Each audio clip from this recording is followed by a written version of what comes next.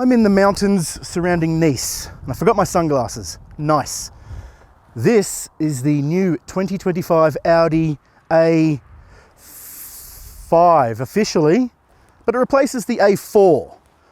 There's a whole thing with Audi's numbering now where the A4 is gone, or it'll be electric if there's another one. A5 is now petrol, A6 is electric, odds and evens. It's a little bit weird. Not so weird is the car itself. It's actually pretty dang good looking. Chasing cars. Honest reviews of your next car. Brought to you by Budget Direct. It's a complete new approach, even from the grille.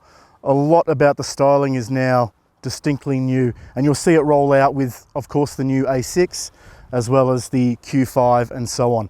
So this is the new look of Audi. You can see the grille now sits much lower, and it's got a more lower set shape to the grille as well. These headlights are very cool. The LEDs at both ends will actually flicker, which is fairly unique in cars, but Audi have even gone to great lengths because there are legal requirements that the brightness has to be a very specific level. So even though they flicker, across the entire design, the brightness will stay unchanged. It's only the individual segments that flicker, but together they maintain the same brightness. We've also got Audi's redesigned logo here as well, which we've seen on the e-tron GT, the new A6 and so on. With this S trim, it's also darkened and it's flat, as you can see. It no longer has that 3D shape to it. Importantly, and even more so than before, the new A5, A4 successor still has these flared arches, or blisters as the Germans like to call them, but they're more organic now, especially where you can see at the rear. Audi's really tried to make it, obviously this is a Quattro spec, and as a platform it's front wheel biased, but they've tried to give it that classic rear wheel drive look. So these new haunches now, where you would have seen in the RS4 is probably the best example, it was much more sharply angled through these haunches. It's a lot more organic now. Gives it a little bit more of a stately premium look while still looking quite tough as well. The door handles are now opened with the touch of an electronic sensor, which gives it a little bit more of an EV vibe as well, and Audi would tell you that it helps with aero. Coming around the back of the car, this is where it gets interesting, because now that it's the A5, it's got the Sportback shape. Officially, this is called the A5 Sedan. I think in the UK it might be called the Saloon. So it's not known as the Sportback anymore, but the roofline just screams Sportback. And to that end, it's also now a hatch instead of a regular sedan boot. So it opens all the way up to the top of the window. So it is effectively an A5 Sportback, which honestly is a much cooler name. Sedan is a little dull, but I think you might agree the car not so much. Now, inside the new A5, overall this is a much bigger car. It's now a lot closer in size to the A6. So there's a lot more room in here, especially in the length. The legroom in the back, which you'll see in a minute. Overall, a lot more space. Here in the front row, we're in an S-trim car at the moment, so we've got some nice sporty seats here with almost feels like wool, but a nice quilted pattern on this. Not the leather that you might normally expect to see in an Audi, but this is a really nice look. And that fabric continues onto the dash here. I think Audi calls this their soft wrap, that starts here from the door and continues around to the other one. It's not that unusual really, but Audi was keen to talk that up. In this particular car, we've got an optional display here for the passenger, which we're starting to see more, particularly in Porsches. And obviously there's a relationship there with Audi.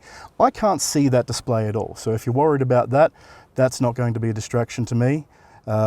Cameraman tells me that it's on, I can't see it. So that's not going to be a problem for the driver. We've got this huge panoramic display now made up of two screens that merge in together. It sort of cuts here where the steering wheel view is. Obviously all now very familiar with this type of design. All the way from Kia through to Mercedes, Audi, BMW. This is the trend now, but I quite like what Audi's done here with giving it a bit of a sculpted look around the side of the frame there. Audi's updated infotainment system is speedy. I'm on the home screen right now. We've actually got ChatGPT integrated in here as well from OpenAI. So we heard about that most recently from Volkswagen. So far, my experience with it has been fairly good. It understands natural language. I've I've gone out of my way to ask it questions in a way that in-car assistants that you've used in the past would have struggled with. So that's absolutely been an improvement from that side of things. You can pretty much completely reboot how you think about in-car assistance. It's getting very close to Google and Siri levels. In terms of storage in here, there's quite a bit. Obviously these large sedans also put a lot of effort into really building out the interior features. Especially the center console is quite thick, but we've got two large cup holders here. We've got a phone charger here that whether you use for your phone or just to put your sunglasses there or whatever you like, that's a pretty good little cubby. You've obviously, as a petrol model, still got this entire transmission tunnel here that you can't do anything with, which is a bit of a shame. Very big glove box though. Well, very big in terms of modern cars. Quite a fair bit of space in there. No owner's manual in the way, which is good because the center console is tiny. Right now there is a sunglasses cloth in there. That's probably all you'd fit. You could probably get a few CDs in. I don't know why I used CDs as my example. Door bins are, again, fairly small. On the driver's side right now, I have a 600ml water bottle and I think a vest for the driver in the event of a roadside situation. I've got two USB-C ports here, 12-volt charging. A lot of things that you'd be familiar with from Audi are still here, like the volume control in the center console. But we've lost one of my all-time favorite features, which is the rotary dial. That's disappearing from Audis, which is a shame. Audi would obviously tell you that it's to create more space for necessary features here. And of course that the infotainment is now so close to touch, so speedy and so responsive that you don't need a dial. I'm sure it also saves them a few bucks on the wiring and hardware, but I really miss that. I think it was a lovely thing to rest your elbow there and move things around, or even write on the top of the dial, which was touch sensitive in later generations. So that is a shame, but this is well within reach. I don't have to stretch for that at all.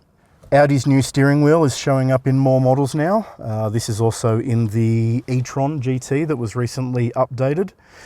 We've got capacitive controls on the steering wheel in piano black, so fingerprint magnets of course. In an S trim car right now, so we've got the S logo down here. It's not the 3D sculpted logo that used to be at the bottom of steering wheels. Now it's just printed underneath the lacquer.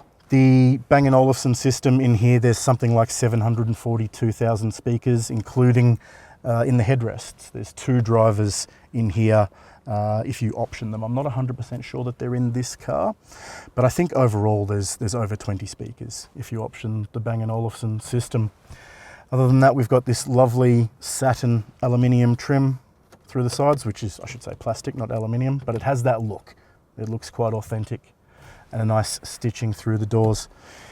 The seats that I spoke about earlier are also really quite comfortable. These are sort of like a midline S trim, so they do have bolstering, top and bottom, but they're fairly soft, although quite good in corners, as we'll talk about shortly. Let's have a look in the back where it's really most impressive out of the entire interior.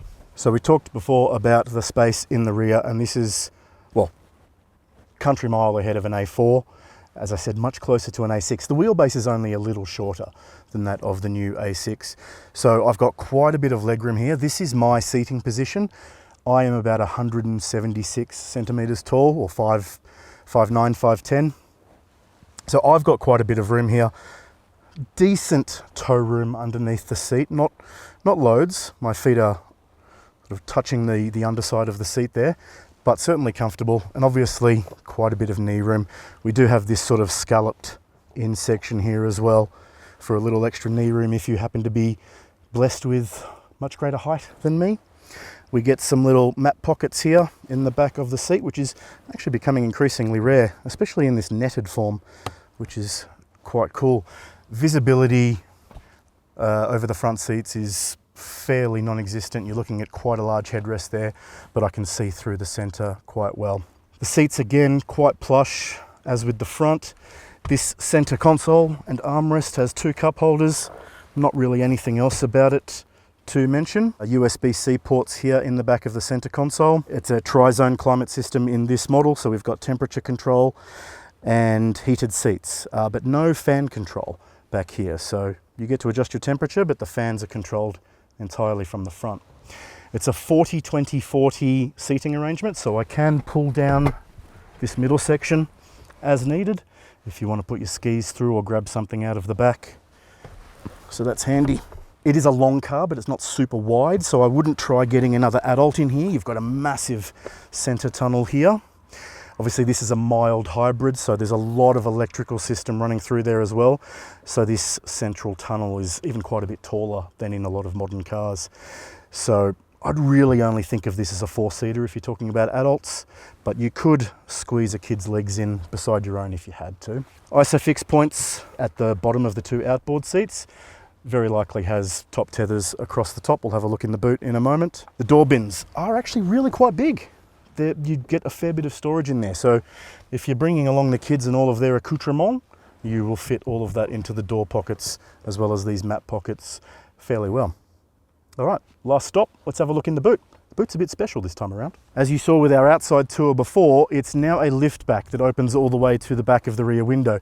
So we get this massive aperture, but it is actually a smaller boot than before, and the same is true of the Avant as well.